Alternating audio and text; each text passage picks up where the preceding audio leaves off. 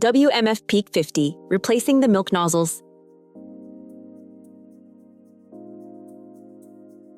Turn off the machine. Pull out the coffee spout cover. Now remove the black milk frother along with the green or orange milk nozzle. Remove the milk nozzle from the frother and replace it with the new nozzle.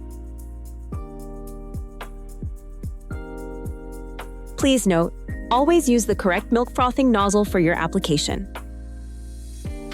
The orange nozzle is suitable for chilled milk at temperatures up to 10 degrees Celsius. Use the green nozzle for unchilled milk with a temperature between 16 and 22 degrees Celsius. Now reinsert the milk frother with the new nozzle.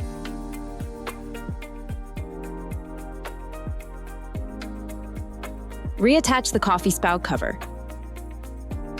The milk nozzle has now been replaced, and your machine is up and running again.